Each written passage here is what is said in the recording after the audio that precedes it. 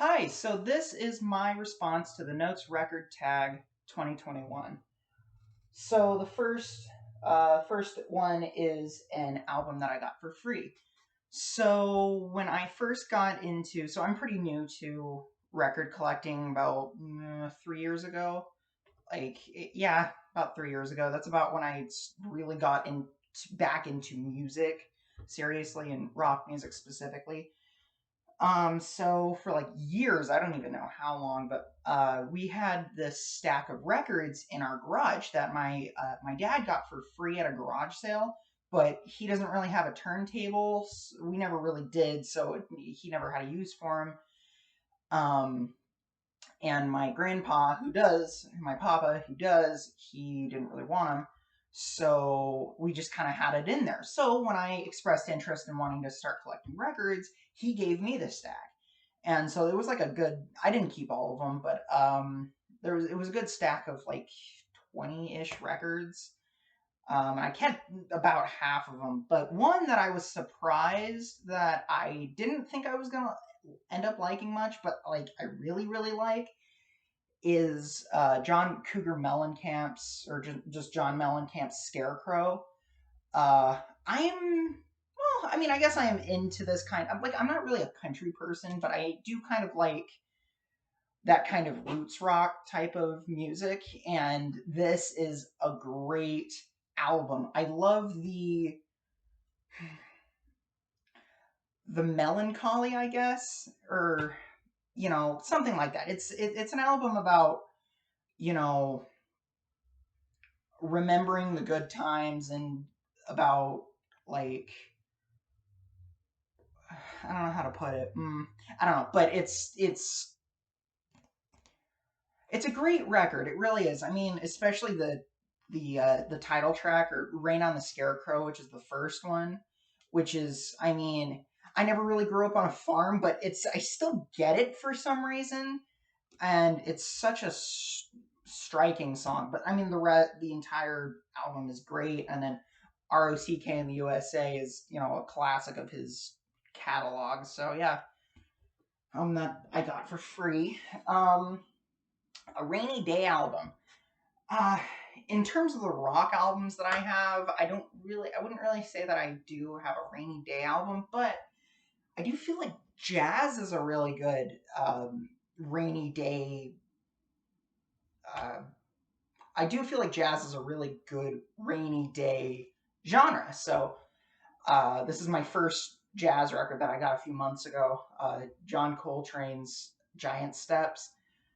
It was pretty good. I mean this is my, other than like a few one off things, this was my first like foray into jazz, and it was the first jazz record that I bought. So I was pleasantly surprised. I already know I kind of like jazz, but it was still a nice surprise that it was good. And like I said, I think jazz is a really great kind of rainy day genre. It's kind of that chilled out kind of type music that's just, there's not too much. Well, there's a lot going on while there's a lot going on while still being very chill, and this fit in really great. The third prompt, which is an album that has grown on me, would be In Rainbows. Now, I actually really like Radiohead, and funnily enough, Reckoner on from this album is probably my favorite Radiohead song. It keeps bouncing between like Reckoner and Karma Police, but I think right now I'm settling on Reckoner being my favorite Radiohead song. But the album as a whole, and that's kind of the only reason why I got this album, was because of Reckoner. When I got this album and I listened to it when I got this album, I didn't get it. Everyone keeps saying that this is like, one of Radiohead's greatest albums. And it was like, because at this point I was only really familiar with OK Computer, because that one I had bought way prior. So I knew, and I was already also familiar with a lot of their other stuff from like OK Computer and the Bends and a bit of Kid A too. But I mean, other than Reckoner, I wasn't really uh, familiar with any of the other songs, so I went into it kind of expecting. I guess my problem was I was going into it expecting OK Computer, and what I got was this album that went in one ear and out the other. Part of the problem could have been because this was that I was doing something else while listening to it, and this was like twice before I actually kind of got it. So this is an album that I'd say this is an album that demands your attention. I feel like just like there is passive and active speech, there is a passive and an active album. I feel like this is a very passive album in terms of sound. It's very chilled out. It's very like, and so it's an album that demands your attention. So what I did was and I need to do this more with my new records, but I just sat down. I threw it on the turntable. I just sat down in my bed and I just listened. And I actually got it. It's not something that I'll put on too often, but because most of the time when I listen to records, it's when I'm doing, when I'm doing some work at my desk or something. But I get it now. It's my problem, like I said, my problem was that I went into it expecting something that it wasn't. And now that I know what it is, I get it. It's still not my favorite Radiohead album, but I get it. I totally get it. So the next one is an album with a woman in the band that doesn't sing. I have a few Fleetwood Mac albums, but both women in that band sing, so that doesn't really count. And I didn't really have any other records that have women singing, so that was kind of. So next was a Cottage Vibes album. I don't really know what that's like. I've never really been in a cottage, but given the description that Notes gave, the closest thing I could figure was Cosmos Factory by Creedence Clearwater Revival. I love this album. This is such a great album. This is my favorite CCR album in terms of just the music and everything. There's so many like traveling bands fun, looking out my back door. That's a lot of fun. Run through the jungle. I love how kind of searing that track is at points. Up Around the Bend, Who'll Stop the Rain is such a beautiful song. And I Heard It Through the Grapevine is a great cover. And in general, yeah, it's a great album, great cottage album, I guess. The next one is an album that has Mike Portnoy on drums. I don't have a record that has Mike Portnoy on drums. I don't even have a Dream Theater record because those are really hard to come by. I wish I did though. But I do have, and this isn't a record obviously, but I have Avenged Sevenfold's Nightmare, which has Mike Portnoy on it. I really like, next, a side project album. This was interesting. So I am a big Faith No More fan. They're one of my favorite bands. I love everything about the band. And this is a very significant album in their discography because between this one and between that one and The Real Thing, these two are kind of different albums in their own way. This one's a lot different. I'd attribute that to Mr. Bungle. This is a weird album. And I don't know what's weirder, the music on it or the fact that a big record, and I know everyone says this, but it's the fact that a big record label actually backed this because not Mike Portnoy, it's crap, why can't I remember his name? Mike Patton. Thank you. Mike Patton had this, actually was in Mr. Bungle first, but he got into Faith No More after their original lead singer left the band. So then he recorded The Real Thing with them. And then, Warner Brothers, I think it's Warner Brothers. Yeah, Warner Brothers, Warner Brothers, they were just like, we like you. We'll we'll give you the money. We'll let you do whatever the hell you want. And so they got back together again and they recorded their self-titled album. This is a doozy of a record. It's not, I wouldn't say it's for the faint of heart. But it's a really really interesting record and a really kind of oddly fun and dark record. It's a very dark record in a very, very weird way. One of the first and one of the cool things about this, because there's only enough music for 3 sides. This is the first record that I have this, but I don't know if this shows up on the camera, but it's it's an etching of the cover, which I thought was really cool. So I feel like this really contributed to the Mr. Bungle and the different sound that Angel Dust has compared to The Real Thing is very much attributed. I'd say is very much attributed to Mr. Bungle.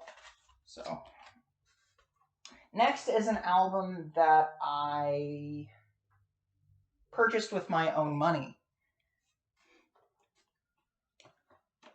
Stadium Arcadium by the Red Hot Chili Peppers. One of my all-time favorite bands. So this also had my, at the time, favorite Red Hot Chili Peppers song. This has Danny California on it, which was like a very, very big reason why I got this album, was because of Danny California and Snow. So I was reading online and I found out that the CD version of the album, the mixing is kind of bad. It's kind of awful, but that the vinyl version, the record version, was much better.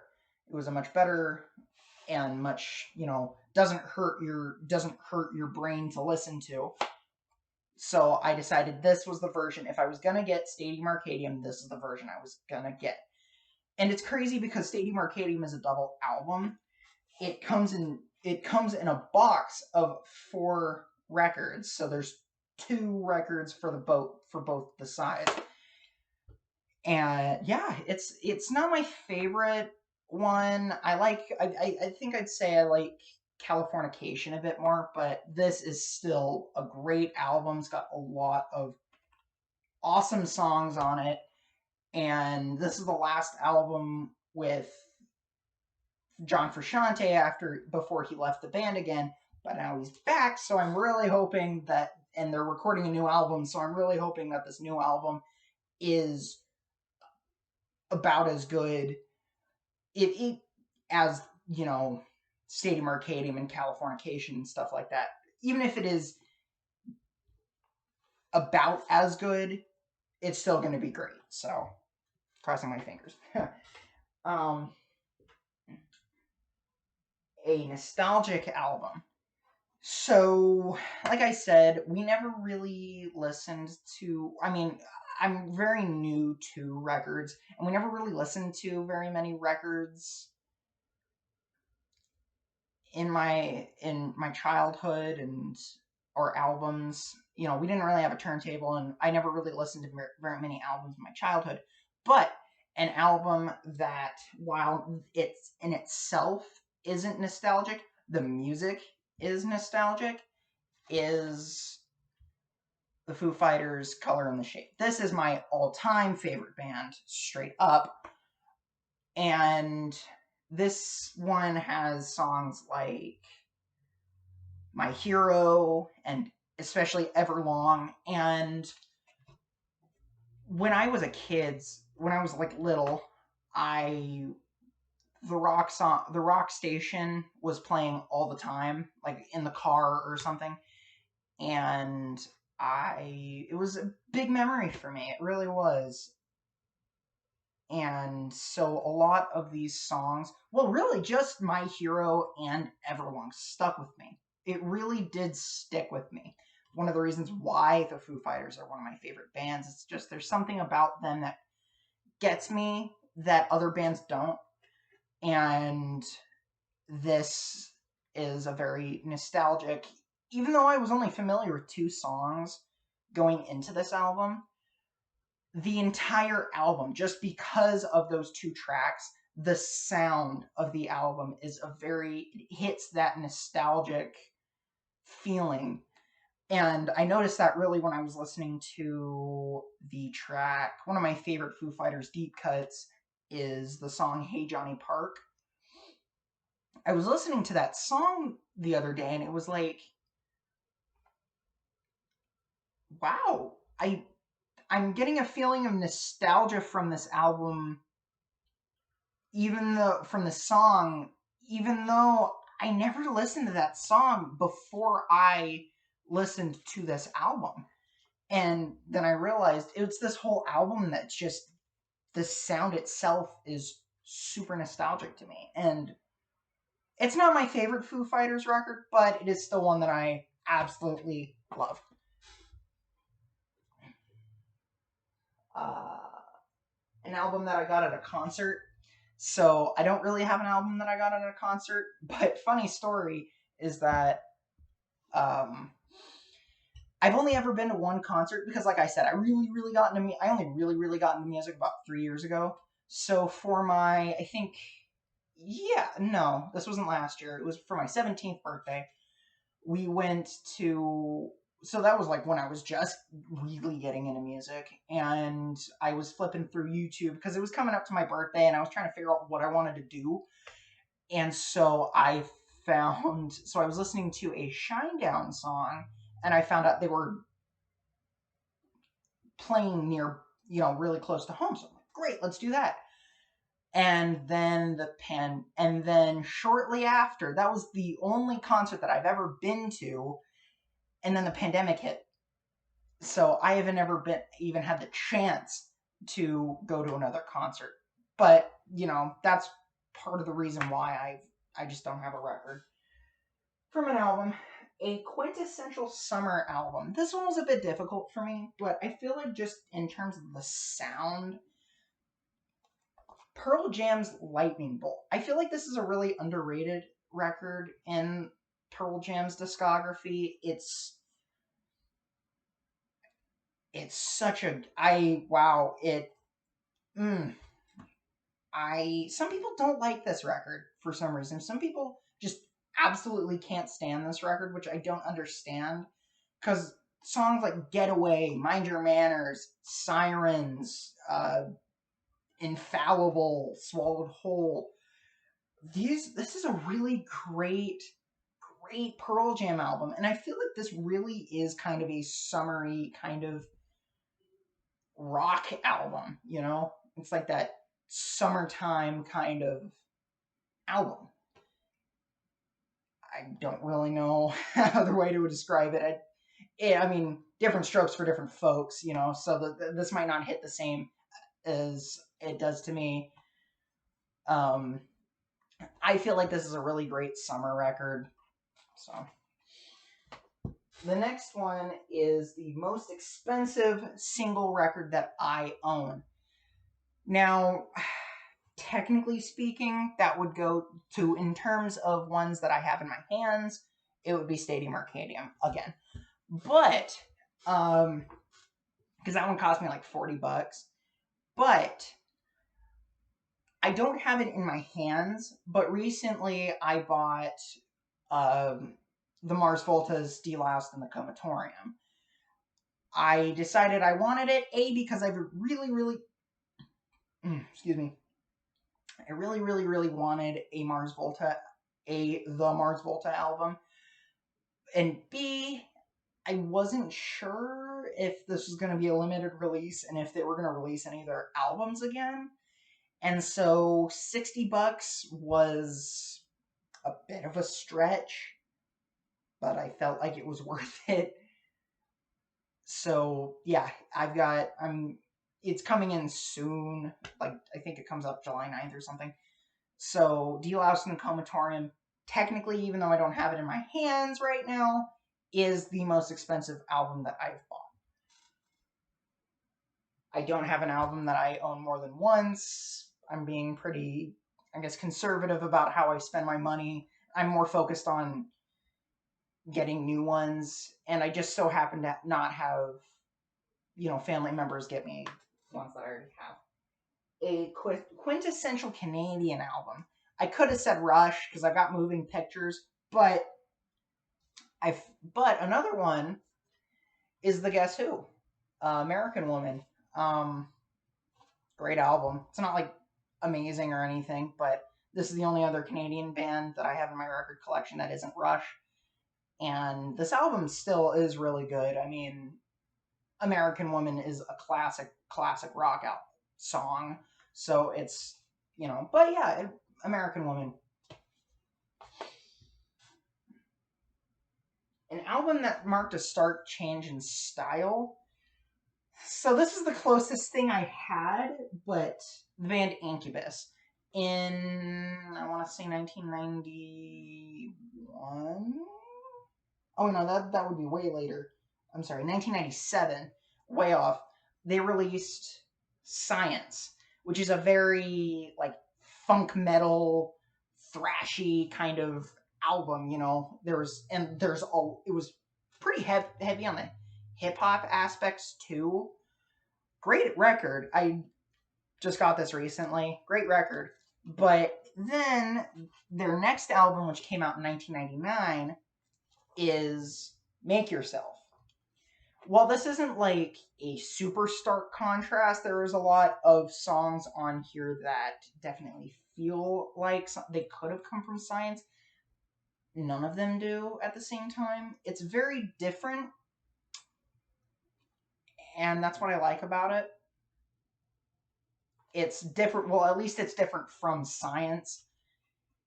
It's like there's a lot more smooth. I feel like this one goes down smoother. If, for lack of a better term, this one goes down smoother than Science. Science is very thrashy, very hard, very funky, kind of. It is more of a funk metal album. This one is more of an alternative rock album. So I'd say this one goes down a bit smoother. Songs like, for instance, granted, you've got songs like Make Yourself or Pardon Me that are definitely harder, but you've also got songs like The Warmth, Stellar, or especially Drive that are a lot more, especially Drive is like this acoustic-y kind of track. One of my all-time favorite songs. It's really pretty, but The Warmth and Stellar are also kind of these like more prettier songs that they did. So while this album isn't like super different than Science, which came before it, is still different enough. It's the closest thing I had. So a feel-good album. I went with Green Day's Dookie. This one is just a fun kind of just rock out pop punk. I feel like generally pop punk is really good at that, or at least Green Day is. Burnout, Having a Blast, Long View, even though I guess that one isn't as much, but Welcome to Paradise, these super upbeat and kind of these super upbeat and fun songs, even though it's kind of like the person singing them might not be having the best of times. It sounds like, just say for instance, all the songs are the same character. Lyrics wise, it might not sound like he's having great of a time. But I mean, then again, you've also got a song like "Welcome to Paradise," which by the end of the song is very much like, you know, look at where I am. I'm pretty happy with where I am. It might not be perfect, but it's where I am. I'm just gonna make the most of it. In general, I just think this is a really upbeat and fun album. Let's see. Albums that I inherited from my family. So my grandpa, he is also a very big record person. He's a large part of the reason why I got into records. And so when I upgraded, because originally I had like one of those like cheapish kind of records, turntables. To start out, it was great, but then I upgraded to this one, which was an Audio Technica LP 120X. But I needed a receiver to play the music, and I wasn't about to put a bunch of money down for a really new one. So I asked him, and he had a Sansui QR 40. I think it's like a 4500, which is he bought it in the 70s, I think, and it's a really great receiver. Really, the point is that it has quadraphonic capabilities, and so because of that, he gave me his set of quadraphonic records. So this one is like a demo disc of sorts, kind of just like here's an example of quadraphonic sound. It's a compilation album. And then I have Simon and Garfunkel's Bridge Over Troubled Water, classic Simon and Garfunkel album. And then the reason I kind of got this stuff in the first place was because Abraxas was brought up. I had expressed wanting, because I wasn't sure if he had any Santana records, because I felt like I saw one in his collection one time. And this isn't the one I remembered, but it was Abraxas. I had to borrow it. And then because I'm the only one with the quadraphonic thing, he just let me have them. So that was really cool. And I've got a few quadraphonic vinyl records. The next two I also don't have an example of, because pretty much every album that I have, I was more familiar. It was because I was familiar with the music. But I do really want to try, buying an album solely on, okay, this album art looks cool. So I want to do that. And then a high school flashback album. I just graduated high school like 2 years ago. I just ended my first year of college. So, and big albums then were like, I don't have too many brand new ones, and big albums are like more pop or rap, and I'm not as into that stuff. So, But the last one, an album that tells an epic story, Jesus Christ Superstar. This is the only record that I have that actually does tell a story. And what's more epic than the Passion of Christ? It's a family tradition in my family to watch Jesus Christ Superstar, the movie, the original movie, on Easter. So I figured it was, high time that I got the record, because I found out it was a record first, and I'm like, whoa, that's cool.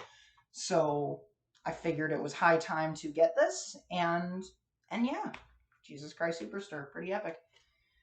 So yeah, that was my response to the Notes record tag. Thank you for watching.